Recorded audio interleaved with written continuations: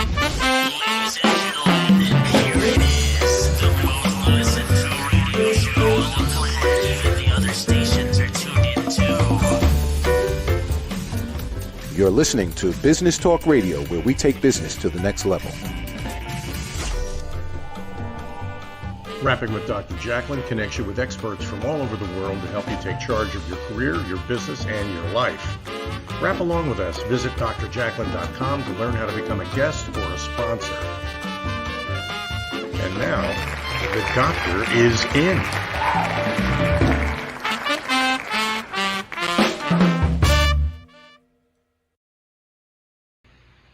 Hello and welcome to USA Global TV and Business Talk Radio. You are watching A Better You, lessons from the best coaches, consultants, and trusted advisors. I'm Dr. Jacalyn Kerbeck. I'm your host, executive producer, director, and broadcast engineer. And this show is all about presentations from people I've hand-selected from across the world. They are experts in their field, and they come to us 7 times a week to present lessons to help make us better personally and professionally. We've got 2 experts here with us today. I'm really excited to bring them out. We've got Mr. Hiett Ives, the trade show wizard, and we've got Mariska du Preez. She's got everything you need to know about mindset. The regal handshake or the regal wave. Yes. Well, I'm excited, you guys, because you keep showing up with better and better information. It's just, I love it. We had another show earlier today that was also outstanding. We learned about the importance of a culture of recognition and how to hire a virtual assistant. So really cool topics. But enough about that. Let's talk about this show today. We are going to hear from each of you. You'll present a lesson to help make us better personally or professionally. And then whomever is not presenting will be backstage with me. We'll be diligently taking notes and then coming back on to share what we've learned. So I'm going to spotlight you. Hiett, tell us all about you, who you are, and what we can expect to hear from you today. Hi, I'm Hiett Ives. I'm a business-to-business marketer and trade show authority, and I have spent the last 2 days at my first live trade show in about 2 years.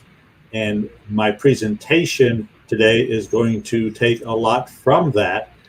And it's looking at your physical booth on the floor.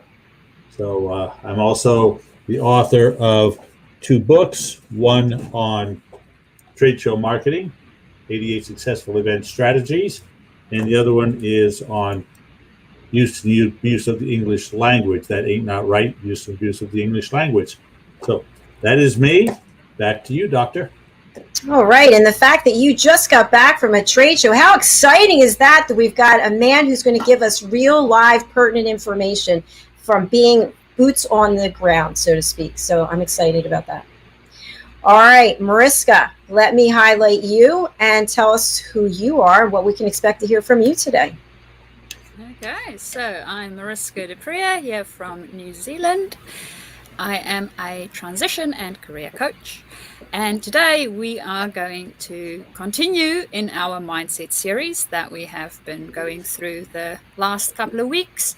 And today we're looking at our mindset, feelings, and emotions and how these things interact with one another, and getting a better understanding of actually what is happening. So I'm really excited to share this with you.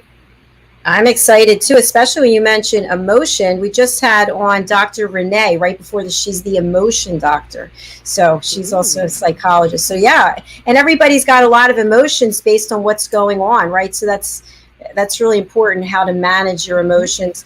I shared earlier that today I did something I haven't done in 18 months. I actually went to an in-person hot yoga class, and I had been talking myself out of it. I've been practicing yoga for over 20 years, and I got my teaching certification during the pandemic, but I just stopped teaching and I stopped going, and I had this, like, my emotions were so wrapped up in, actually going to an in-person class, and finally I just said, just go and do it. And I'm so glad that I did. I just lost all those toxins. So Mr. Ives, we can't hear you, sir. You're on mute, I believe. All right. No, we cannot hear you. So, Mariska, I believe you are going to go first, correct? Mm-hmm. That All is right. correct. Whether you like it or not, I guess. So I'm going to put Hiett and I At the back. moment, Hiett can do hand gestures. Well, we lost him there. I'm sure he'll be right back. But so I'm going to share your deck and Yes, I'm going to please. head backstage, and you have a great presentation. I will, thank you. And please remember to give me that 15-minute timer. That would be great. Wonderful. Okay, so today we are continuing on our mindset journey. And we are looking at mindset, feelings, and our emotions, and how all these different things connect and interconnect with one another. So just a brief overview of what we will be discussing. First, we are going to look at how our thinking and feeling interact with one another, and then what this relation is to our emotions, and then what now? What do we do with all of this? So first, the thinking and feeling. So when we think, certain things happen within our body chemically, and it creates some sensory inputs and reactions within us.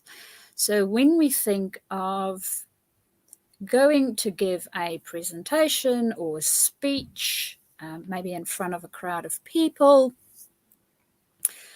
the sensations that might come up is we get sweaty palms, our heart beats a little bit faster, our tummy might be doing strange things. For some people, their voice might go into a little bit of a tremble. So all of these things are feelings that's coming up. So it's different things in our body that comes up. Now, all of these things that come up impact then the thinking that we do, because we notice all of these things. It goes to our brain, and our brain need to make sense of it. So the way that the brain makes sense of it, and this is where the emotion comes in, is the brain sort of analyze these things and try to recognize a place in the past where it has experienced the same inputs at the same time. Now, if in the past our experience was that we maybe attached all these different inputs to something such as nervousness, then our brain will say, oh, this looks the same as when we are nervous.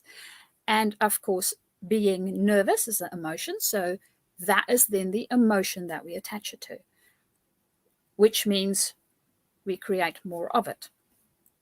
For other people, these same inputs, so the sweaty hands, the little bit of a flutter in the tummy and the heartbeat that's a bit faster, all of these things indicate excitement, which again, different emotion. So the brain sees the inputs and it attaches it to the thing that we have attached it to in the past, which is excitement. And then the brain say, oh, we're excited. And it produces more of the chemicals that make us more excited. Now, when we do this attachment for the feeling, because the feeling is literally just the sensation that the body goes through, we can decide what we want to attach it to. And this is where the thinking and the feeling connects into the emotional part of things. So what we get is we have a wee little wheel. For those of us that need a little bit of assistance in seeing where we are emotionally, most of us know the basic emotions, And the wheel is a little bit like a color wheel. So we have peaceful, we have sad, we have mad, we have scared, some form of fear, joy, and we have powerful. So those are the very basic emotions. Now, all of these emotions are more intricate. So the further away we go, maybe we come into a situation where we feel frustrated. Now, frustration is a very mild form of madness, being mad about something. But it can show up as frustration, which is a very, very mild form of it. And for each one, our body will basically give off different signals and different strengths of the signal. So when we think again about our person that is presenting or giving a speech in front of a lot of other people, the initial sensation when it's the very, very first time the person steps on stage ever in their life, they get all of these sensations. Their brain doesn't quite have something to attach it to yet. So say, for instance, I'm 7 years old and this is my very first play that I need to go to, which I remember very vividly. I was a tree in my very first play. And I needed to just stand on the stage. So that was all good. Didn't have to say anything. Just needed to stand with my branches. At the point in time when I needed to do this, my teacher asked me whether I was nervous. So what happened for me is I attached the feelings that I was feeling, all these sensations that came up, to the emotion of nervous, because I didn't know what was going on and why I was feeling this way. And that was the suggestion that I got. Maybe I'm nervous. So I thought, okay, that might be it. And that's what I attached it to. Now, as I grew up, I learned that I could change it and I can make it from nervous to excited, because exactly the same feelings come up for both. The way that our body responds is the same initially, and then once we attached an emotion into that feelings, we start creating chemicals that would take us further into that specific emotion, whether it is a nervousness, so feeling that I'm not getting better, or an excitement, which is actually elevating me, depending on what I attached it to. So at that point in time, when I was 7, I attached it to nervousness. And over the years, I was able to learn to attach it to excitement. So now when I speak to people and all these same feelings come up, I can actually say, oh, I'm excited about this. I want to share this information and I want to see how it impacts other people. And that gets me excited. So that's the way that our mindset, the way we think, and that which happens within the body, the feelings, correlates with the emotions that we then experience and create from that to make a whole. Now, in one of our previous lessons, we also learned that our thinking can impact our emotions, as you saw now with the feeling bit. And we can also, in the process, have our feelings, the ones that's already been established, impact our thinking pattern. So if I kept my feeling of nervousness for public speaking, what would happen with my thinking pattern is I will have thoughts that might not serve me in that moment when I am busy doing the presentation, such as feeling like I'm being judged, or I might think that what I'm presenting is not worthwhile presenting, or I might think that, oh well, I'm not quite good enough, so my confidence drops down a few notches. All of these different things starts me into thinking patterns that is not necessarily helpful for me within that situation. So being able to notice what we are feeling, seeing what emotion we have attached it to, and evaluating that to see whether it is something that is useful for us to actually continue with or not, is very, very good skill to have in life in general. So that brings us to our next slide, which is what now? So what I would like you to think about when you go through life in general, this might be when you are going to give a presentation, maybe in front of a meeting at work, or it might be that you need to stand up in class and speak about something that your teacher needs you to speak about. Whatever the case might be, we interact with people on a regular basis.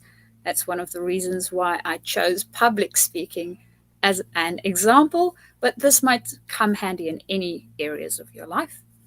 So what I want you to do is notice where your thinking is at and what you're feeling, what's coming up in your body. And then notice what emotion is coming up with that feeling. What have you attached it to? And then where are my thoughts going now with this feeling? Because the feeling and the thoughts sort of interact with each other. So where's my brain running off to? And if I change my thinking, what happens to my feeling?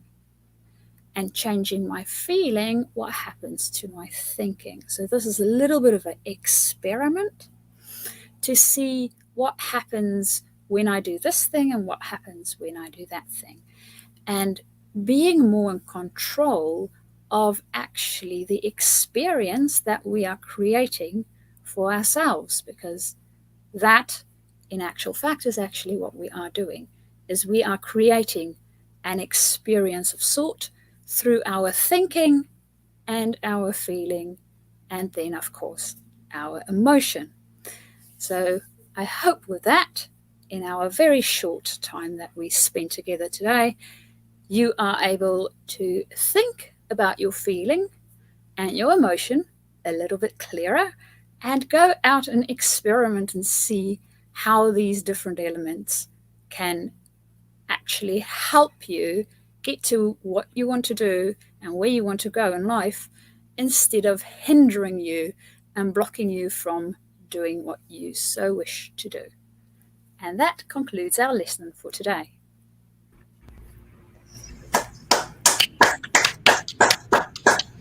Bravo, bravo. I can see you as the tree with your branches. I can just. Mariska, I would love to go back to the slide, the wheel with all the emotions. Can you take us back to that? Hold on 10 seconds. There we go. We go. Wow. Who knew there were so many emotions? That's amazing. So Yes. so how do we do this? We start on the outer and then move in, or we move in and then move out? So in other words, if I'm sad, then I could be depressed or lonely, or it depends on what intensity of it is that you feel. So basically, if you look at jealousy, part of jealousy is hurt. right? So I'm feeling hurt. If I'm jealous, something hurt me, and that's why I'm feeling this jealousy. And part of that is the fact that it actually makes me sad. I was sad and I'm hurt, and that results in a jealous feeling. I think that's So- interesting that you picked that one, because I think when people are exhibiting behaviors of being jealous, that they don't even realize what's underneath the surface. And that's for a lot of emotions.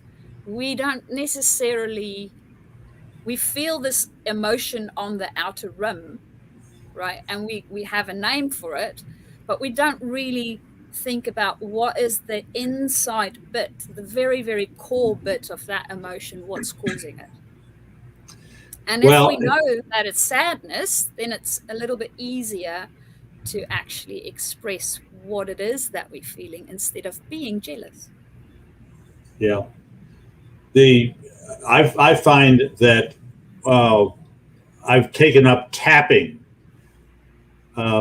as a way to relieve the tension. When I am pent up or when I am frustrated, I will tap, not only to get rid of things, but also to enhance the good things. Enhance gratitude, enhance Thanksgiving, as well as relieve tension and relieve frustration. I love it. Fantastic. Tapping is a very cool tool. Yes, I love that, Hiett. Yeah, and it's on my phone, so I can do it any place I want to. And I usually do it privately, so I can do it out loud rather than in my head. Mm-hmm. Do you want to give us an example right now? No, I'm kidding. I'm kidding. Everything is wonderful. Everything is wonderful. Everything. Thank you. Before we go on to Hiett, I think it would just be interesting. Which of the emotions are you feeling right now? I'm going to start with Hiett. If you look at the wheel, what really resonates with you? It's so small on my screen. Optimism is the emotion that I am most working on right now. So I'm sure it's on there someplace in some form. Okay, good. Mariska? It would be. I am between peaceful and joyful at the moment. And I think for me, I normally try to be within that space, because the way that we feel is a choice. So no matter really what happens outside of us, we can choose the way we react and the way we want to respond to it. And I have chosen that I want to create peaceful and joyful experiences within my life. So yeah, that's where I'm at. That's cool. That's positive too. Two positives. And I would say I am energetic and ready to take on the world. So 3 positive people. Who would have thunk? Who would have thunk? All right. Thank you so much. So we're going to take a quick break. And Hiett, I don't see your deck. I don't know if you need it or not, but yeah, I don't see it. Okay. So we're going to take a quick break and hear from, we're going to hear a beautiful song, and it's something that makes me feel happy. It's the Debutantes. We've heard it before. Victoria and Lavinia, they're over on Instagram as the Debutantes. Thank you. I see it now. All right. Let's take a look, and then we'll be right back.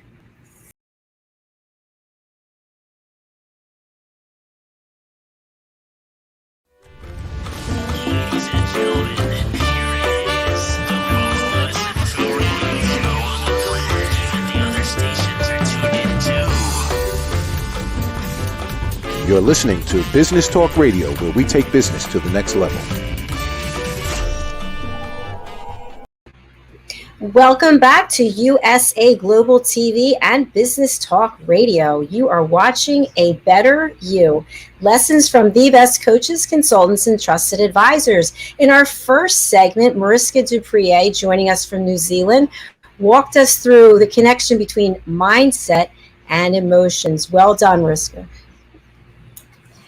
In our second segment, Hiett Ives is going to take us down to the trade show floor, to your event booth, and he's going to tell us exactly what to use as a strategy, how to prepare for your event from the ground floor. He's already taken us from the 30,000 foot level, then the 15,000 foot level, and he's actually been at a trade show in person, guys. Okay, so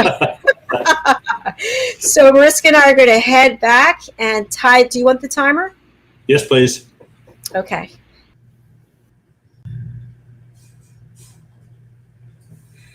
All right. As Dr. Jacalyn said, we've been 30,000 feet. We've come down to 15,000 feet. And now we're going to be at ground level at the booth itself. And what we're going to talk about is first impressions that your booth leaves with your audience. Let's see. Let me get my... Come on. There we go. We're going to look at it in 3 segments: the back wall copy of your booth, the support material that you have in your booth, and how you yourself look and react. We'll start with the back wall copy, and we're going to do this from the 10 by 10 booth standpoint. Many of the things that we will talk about will be applicable to larger booths, but the predominant size and working area is the 10 by 10 booth. So we're going to focus on how to most effectively use your 10 by 10 booth. And we're going to address it from a corporate affiliate, if you're a corporate affiliate or a franchise or an independent practitioner, because how you can use your booth and what you can say in your booth differs with those. And we'll also consider the placement and location of your booth, the actual where in the hall you are going to be. All right, so looking at 10 by 10 booths, there are a variety of approaches here. The first is a single wall montage pop-up. Many of you have seen this. A lot of hotels or resorts will use this, where they will do a beautiful side-by-side, top-to-bottom photograph of their location, of the beach, of the jungle, of the wherever, the mountains. So it puts you in the atmosphere of the location. And these are usually very light on copy and heavy on the visual. The second is a multiple panel pop-up. This is where you put the screen up, and then you put anywhere from 3 to 5 vertical panels on that. Obviously, with the single wall montage, that's it. There's nothing you can do with that. With a multiple panel, you can change out panels. It's a little more difficult. However, it is doable. So you can have a 3 to 5 wall panel and change those out. Now, the most common and most easily usable back wall is multiple banner stands. Each banner stand is in essence 3 feet wide. They vary from 32 to 38 inches, but basically 3 feet wide, so that when you put 3 of them side by side on your back wall, you've got the 10 feet of that back wall covered. Now, what do you do with them? Well, you've got 3 separate, distinct panels. These are ones where the copy rolls up out of the bottom, and it's held in position with a pole on the backside, and you can put different information on each one. So what is the story you're telling with these 3 banner stands? And how much specific information are you giving on these banner stands? And how many different applications are there? So these are 3 considerations you want to remember as you decide what copy to put on these banner stands. And the beauty, of course, of these banner stands, while they can be as inexpensive as three or 400 to, much more than that, the actual panels themselves are replaceable at the rate of $150 to $250 a piece. So you get, the stand itself, the framework is obviously more than that. However, once you have the framework, you can change it out very quickly. All right, the approaches you want to take as far as choosing which of these banner stands you take is, how easy are they to use? How do you have to transport them? If they're having these, the single panel montage pop up usually goes into one case, and it's maybe 4 feet tall by not quite a foot by a foot, and it's on wheels and relatively easy to handle. The individual banner stands usually have their own case, and some of them are very substantial, and some of them are very lightweight.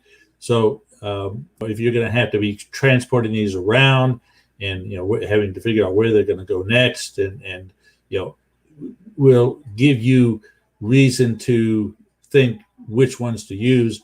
The banner stands, out of the three choices you have, a single panel pop up, multiple panel pop up, and then the banner stands. The banner stand gives you the greatest flexibility and greatest variety of message that you can deliver. So let's focus today's discussion. We're going to focus on the banner stands and how to use them and where to put them. There is a true art as in using banner stands effectively. And we're going to get into that. The copy imperatives, you always on your banner stand, either on all of them or on one of them, you got to tell them who you are, what you do, and how to contact you. Now, you think that's very obvious, but you've probably been to some shows yourself. I know the show that I was just at, I would come up to some booths. I didn't know, they'd have the corporate name, and we're going to cover this in just a minute. They'll have the company name in big letters, and that's it. There's no phone number. There's no email. There's no other website. I guess you're supposed to guess that, and put a .com or .org or .biz or .whatever after the company name. And, how to contact you. We've all been to shows where we've been in a hurry, we're going someplace, we see a booth and say, wow, I need information on that product, on that service. But you can't see it. It needs to be big, and it needs to be prominent, and it needs to be at eye level. So, which tells you more? And here's an example. This is back in the day when you had a header over the booth saying that you could put any copy you want. Same thing is applicable for banner stands. Now, if a company, and this is a company name, Animate, if they put that at their top of their booth or top of their banner stand, Animate, and then put some copy below, what do you think Animate is? Well, this happened to be a client that was at the Independent Hardware Stores Association, where Ma and Pa Ferd that own the general store downtown or out in the country come annually to get new products to put in their store. So, Ma and Pa Ferd are walking down the aisle, and Pa sees Animate, and he gets excited, and Ma says, no, you ain't going near that. I'm not sure what it is, but it doesn't sound right. Is that an animation company or computer dating? I don't know what that is. So what we did is we put automatic pet feeders. In fact, automatic pet feeders by Animate. Animate stood for Animal Mate. Their product was a large round bowl that had 4 hermetically sealed compartments that opened on timers Friday night, Saturday morning, Saturday night, Sunday morning. So you could go off for the weekend and leave Poochie or Kitty alone by themselves. The year before, nobody was coming to their booth. The year they put automatic pet feeders. Oh, and you notice Animate is at a much lower font. It's automatic pet feeders. That's the literally Ma and Pa Ferdinand said, hey, our people have dogs, cats, hamsters, gerbils. We need an automatic pet feeder. So same thing again. Jones Research of Texas. Obviously, that tells you everything you need to know. Well, in actual fact, this is one of the longest headers I've ever put on anything. Differential pressure control equipment. In fact, it was differential pressure control equipment by Jones Research. And as you can say, Jones Research is much smaller. Literally, that differential pressure control equipment stopped people dead in their tracks. We told them, here's what we do. Here is the value of our product and service to you. And we literally had people say, what? You have differential pressure control equipment? I need you. I need to talk to you. So you've got to be very specific as to what you put on your banner stands. And different things for different audiences. This literally at the show that I was at Tuesday and Wednesday of this week, right across the aisle from me was a self-defense company. And their message, and this was at the Human Resource show, and of course, they were marketing themselves to companies to come in and do self-defense, martial arts, weapon carry, all those various things that their employees might want or need. And my client was a business development company, and he was talking to the HR managers about how he can help their companies. Now, those same two are going to the franchise show, same hall, in about a month. Well, the message that they are going to be delivering at the franchise show, the self-defense company is looking to get franchisees. He has a franchise program, and he is the franchisor. The message he's going to be telling that audience is entirely different than the message that he told the HR audience. Likewise with the human business development company. So here are your options.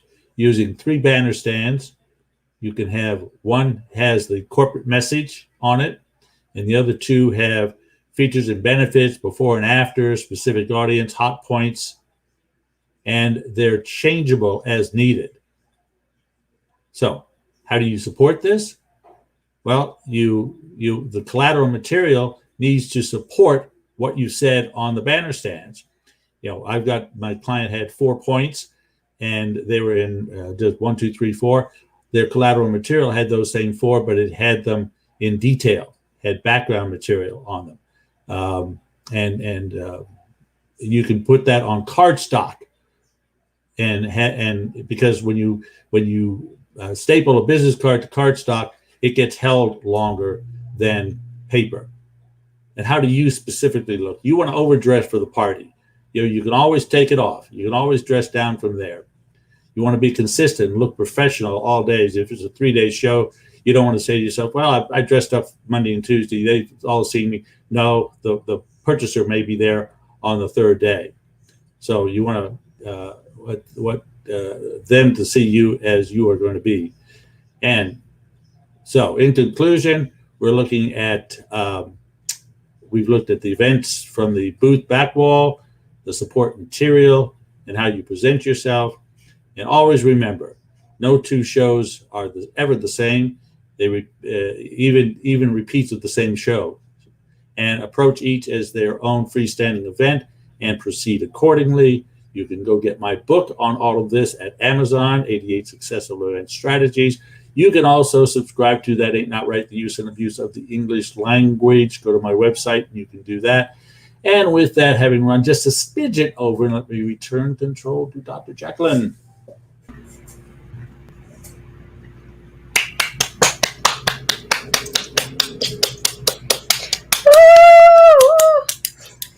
Well done, Hiett. Well done. Lots of gems in there for sure. Just working backwards. I love when you just mentioned about just because you dressed up the first 2 days doesn't mean you get to show up like not in an unprofessional manner. And people do that after they've been there for so long. They're just like, oh, I'm not going to see anybody now. And that might be the one day somebody's coming that you really need to talk to.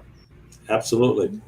Absolutely. And I've also been to trade shows where there's no information about how to contact anybody. And also you don't know what they're doing. And I love that story about the husband and wife and, you know, oh, I don't want you contacting them because I'm not sure if that's online dating or what that is.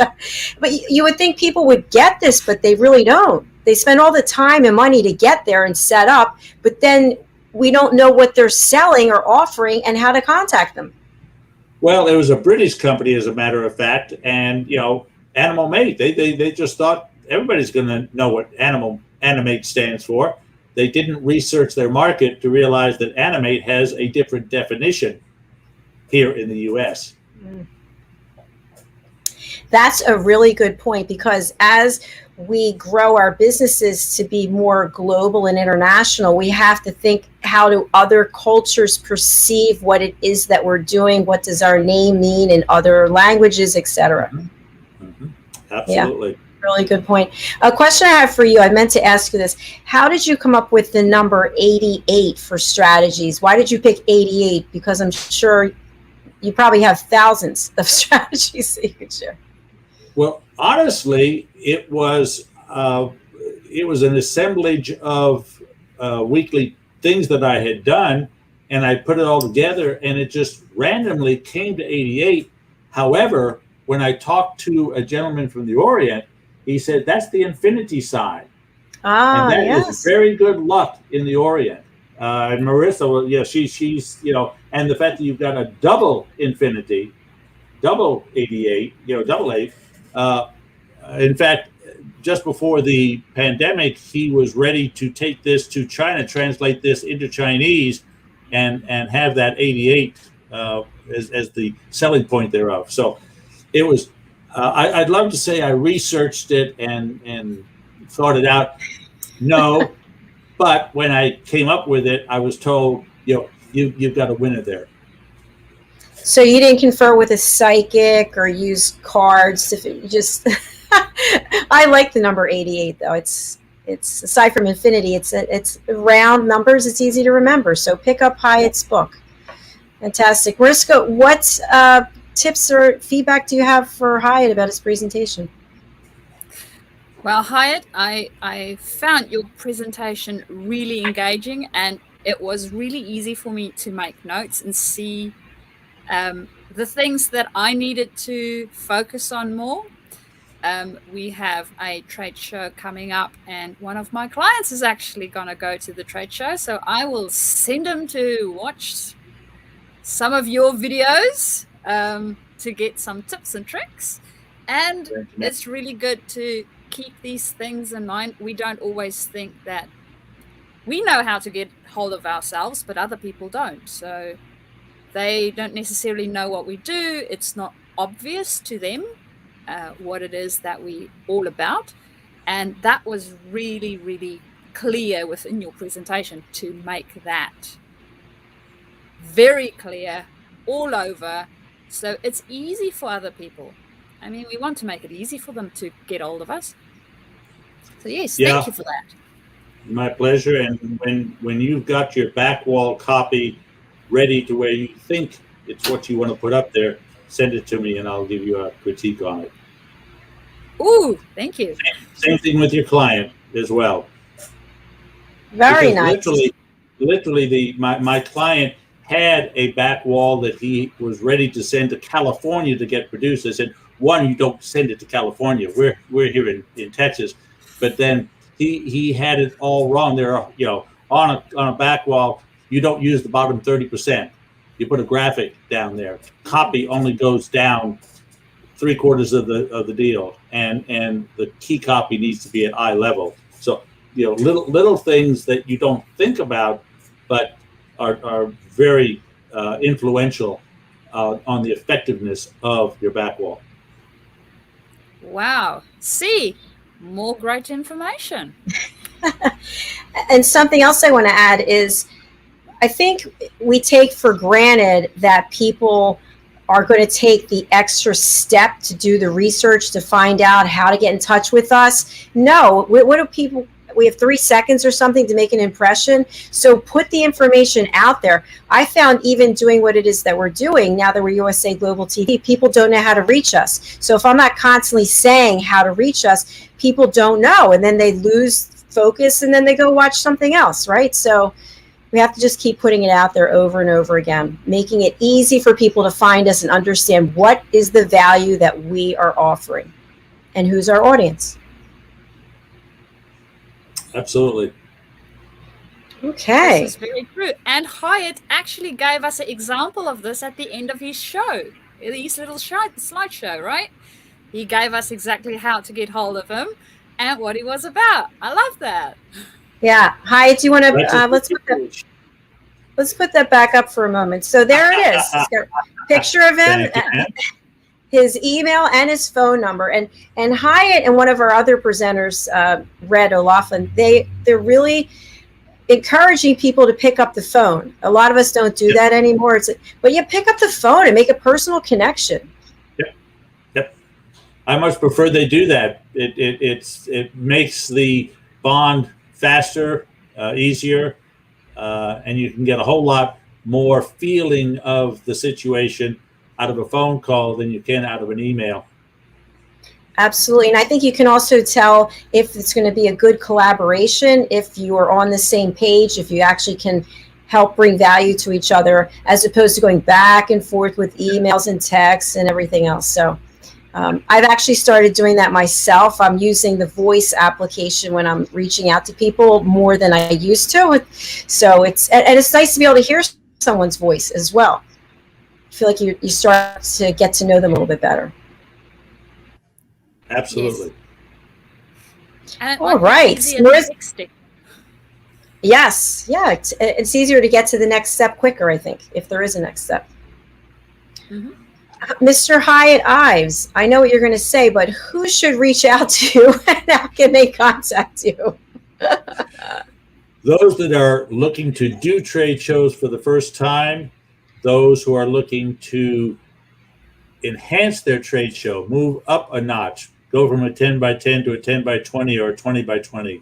Those that are doing local shows that want to go regional, national, international. All of those I have experience internationally, large booths, small booths, multiple product lines. There's not been one that I haven't been able to. I took a tattoo removal artist to a tattoo convention, and she got business. So reach out to me at hiettives.com, and it's HIETT, family spelling, at HIETTIVES.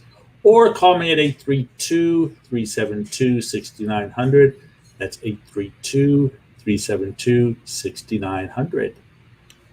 Hiett, I just learned something else from you. So I'm writing my third book at the same time as my second book, and the third one is Behind the Tattoo. It's More Than Skin Deep. So if you have any connections of people who have tattoos, I would love to, maybe this lady would be interesting to add her in the book about removing tattoos. That could be kind of cool too.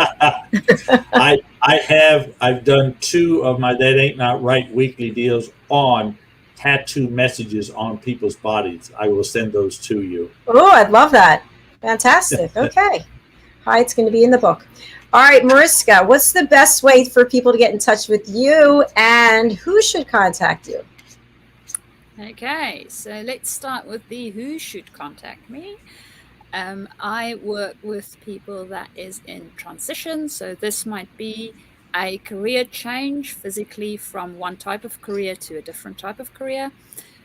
Or it might be that you are moving up in your career. So you might have been a specialist moving into leadership positions. That is the people that I normally work with. And you can contact me via email at mariska@journeytodiscover.com. So I will spell all of that for you guys.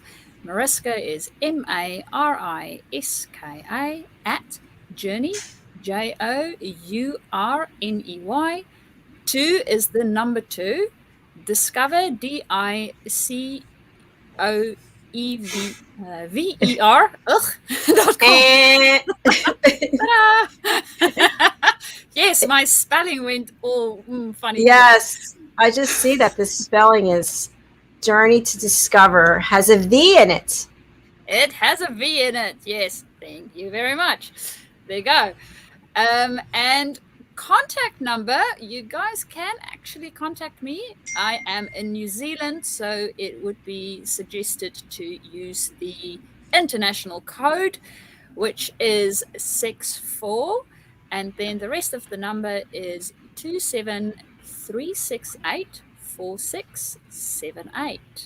So I will repeat that number again. 6427368468. And that is how you can contact me. That's so funny. All the time that I've known you and I never got your phone number.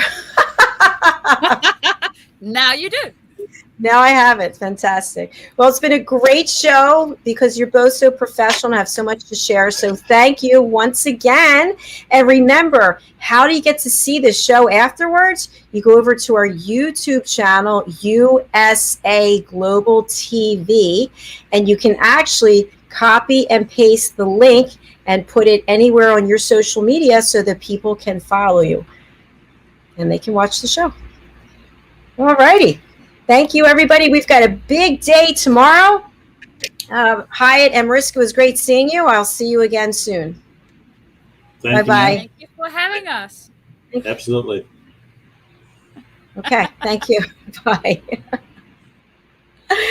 I'm just going to review the shows we have for tomorrow. It's a jam-packed day. We have, starting off, everything is in Eastern time. So if you're in Central, subtract an hour. If you're in Pacific, subtract 3 hours. And if you're in the UK, British summertime, add 5 hours. Okay, 9 a.m., Life's Amazing Journey with John Christian, my co-host, and our guest is Sarah Begum.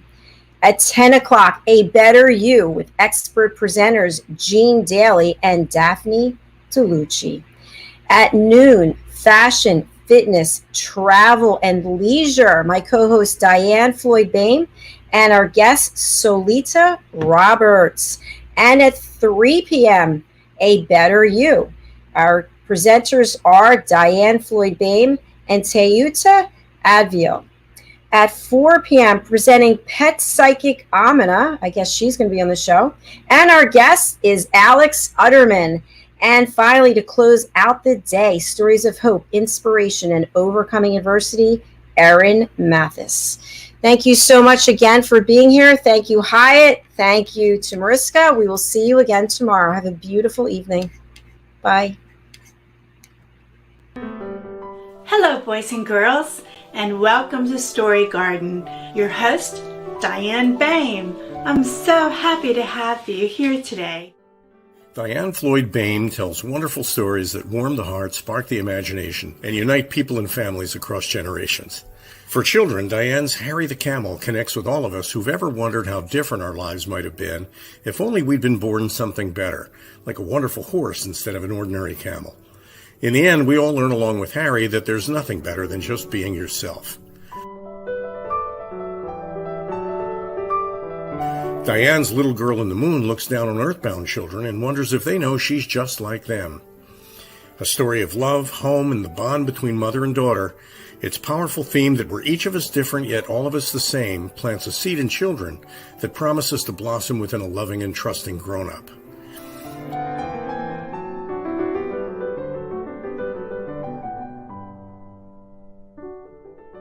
Diane's new biography, Rise, recounts the experiences of her grandmother, Ruby, to reveal the hidden strength of the human spirit. Ruby's story inspires all of us to become the best versions of ourselves. You'll find all of Diane's delightful books and much more at dianefloydboehm.com. Visit dianefloydboehm.com. That's dianefloydboehm.com.